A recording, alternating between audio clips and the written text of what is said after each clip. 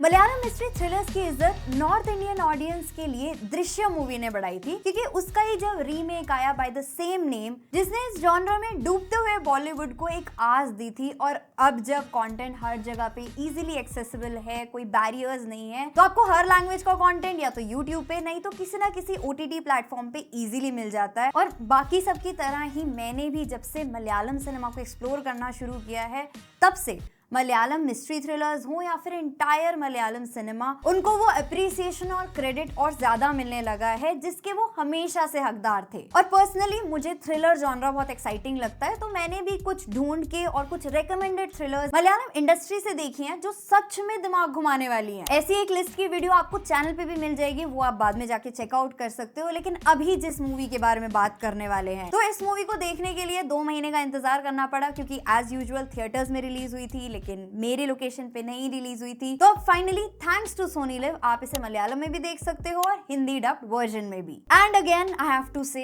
I am amazed, because अगर किसी ने स्लो बर्न मिस्ट्री थ्रिलर्स को मास्टर कर लिया है ना, तो वो मलयालम सिनेमा ही है। आप चाहे रिसेंटली रिलीज सूक्ष्मदर्शिनी या किष्किंधा कांदम देख लो, या फिर पुरानी थ्रिलर मूवीज, आपको एक चीज तो क्लियर हो जाएगी कि भले ही ये स्लो बर्न होती है लेकिन फिर भी इनग्रॉसिंग होती है, प्लस इनका कंपटीशन है ही नहीं। तो 2 hours 20 minutes की ये मूवी, जिसका नाम है रेखा चित्रम, फीचर करती है आसिफ अली को, जिनको अगर आपने देखा होगा किष्किंधा कांदम, थलावन, लेवल क्रॉस जैसी मूवीज में। एंड उनके साथ है अनस्वरा राजन, जो यारियां 2 में भी दिखी थी और उनके अलावा भी काफी मलयालम मूवीज में एक्ट कर चुकी हैं। और इस मूवी में इनके साथ मलयालम सिनेमा में जिनको पूजा जाता है, दी लेजेंडरी ममूटी आपको देखने के लिए मिलते हैं। दो उनका आपको एक AI जनरेटेड वर्जन देखने के लिए मिलता है, तो उसको भी थोड़ा साइड करते हैं, उसके बारे में बाद में बात करेंगे। ये एक ऐसी मर्डर मिस्ट्री है जो बिल्कुल ही यूनिक और डिफरेंट जॉनर से बिलोंग करती है, एंड जिस जॉनर को लेके भी फिल्म मेकर्स जल्दी से एक्सपेरिमेंट नहीं करना चाहते। और मुझे भी पहले इस जॉनर के बारे में इतनी नॉलेज नहीं थी, इस मूवी को देखने के बाद मुझे एक्चुअल में पता चला कि हाँ, इस टाइप का भी कोई जॉनर होता है। तो स्टोरी है 40 साल पहले हुए एक मर्डर की, जिसके बारे में एक आदमी अपने सोशल मीडिया पे कन्फेस करता है कि वो मर्डर उसने 40 साल पहले किया था, और जहां पर वो बैठ के वो लाइव कर रहा है, ठीक उसी जगह जमीन के नीचे वो लाश दफन है। और इस बात को पब्लिकली कन्फेस करने के बाद वो खुद को ही गोली मार देता है। तो किसका मर्डर हुआ था 40 साल पहले, क्यों हुआ था, कैसे हुआ था और किसने किया था, वो सब के आंसर्स निकालने हैं एक पुलिस ऑफिसर को, जो अपनी बेटिंग एक्टिविटीज की वजह से सस्पेंड हो चुका है और जिसका उसी एरिया में ट्रांसफर हुआ है, और अब उसको इस केस को सॉल्व करना है। अब इसमें सबसे पहला ट्विस्ट ये है कि जो 40 साल पहले मर्डर हुआ था, वो मर्डर एक बहुत ही फेमस मूवी काथोडू काथोरम की शूटिंग के टाइम पे हुआ था और उसी के सेट के आसपास हुआ था। तो इस मूवी को देखने के बाद मैंने गूगल इसलिए किया था क्योंकि ये मूवी आपको इतनी रियलिटी से एक्चुअल में जो एक मूवी एग्जिस्ट करती है उसकी शूटिंग के टाइम पे ले जाती है और एक ऑल्टरनेट रियलिटी क्रिएट कर देती है। इस ऑल्टरनेट हिस्ट्री जॉनर के लिए एक टर्म यूज किया जाता है ऑल्थिस्ट, जो फिक्शन का ही एक सब जॉनरा होता है एंड जो एक्सप्लोर करता है किसी पुराने हिस्टोरिकल इवेंट को, जहां पे एक ऑल्टरनेट रियलिटी आप इमेजिन करते हो। तो इस मूवी को देखते हुए सबसे पहला सवाल जो आपके माइंड में क्रॉस करेगा कि 40 साल पुराना केस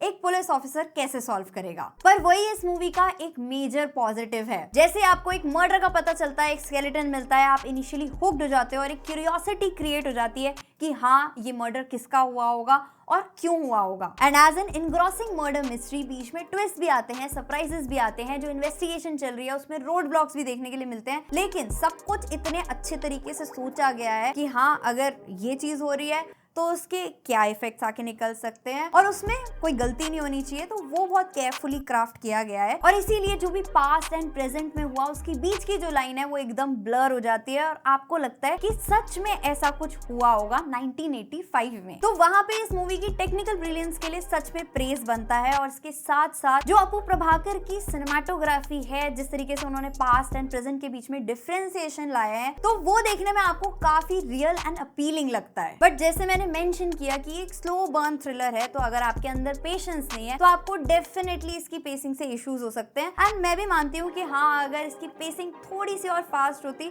तो ये और ज्यादा एंगेजिंग बन सकती है, थोड़ा जल्दी हमें इसका एंड देखने के लिए मिल सकता था। लेकिन स्टिल जो इस मूवी की एंडिंग है, मैं तो एंड तक गेस करती रही थी, इतनी अनएक्सपेक्टेड और रिफ्रेशिंग लगती है एंड उसके लिए ट्रूली कमेंडेबल कि एक मर्डर मिस्ट्री के बारे में आप सोच रहे हो, आप उसको केयरफुली क्राफ्ट कर रहे हो और ऑडियंस गेस नहीं कर पा रही है, तो वहां पे लगता है कि हाँ, आप थ्रिलर बनाने में सफल हुए हो। बाकी जो इसमें एक्टर्स हैं उनका तो लगता ही नहीं है कि एक्टिंग कर रहे हैं। Asif Ali again a solid performance, उनको मैंने लेवल क्रॉस में देखा था रिसेंटली, क्या परफॉर्मेंस रही है उनकी। तो वो आपको बिल्कुल कन्विंस करते हैं कि वो एक पुलिस ऑफिसर है और 40 साल पुराने केस की इन्वेस्टिगेशन कर रहे हैं। एंड मॉलीवुड लेजेंड ममूटी को जो ट्रिब्यूट दिया है तो वो काफी हार्टफेल्ट लगता है। तो वो एक इमोशनल डेप्थ भी प्रोवाइड करता है, प्रोवाइडेड कि मुझे मलयालम सिनेमा की हिस्ट्री के बारे में इतना ज्यादा कुछ नहीं पता है। तो ऑफकोर्स जिनको पता है वो लोग एक अच्छा कनेक्ट फील करेंगे, लेकिन जिनको नहीं पता है उनके लिए शायद ये एक छोटा सा हिंड्रेंस हो सकता है। बाकी मैं इसे अब तक आई बेस्ट थ्रिलर तो नहीं बोल सकती, लेकिन हाँ, डेफिनेटली एक बहुत अच्छा एडिशन है और जिनको भी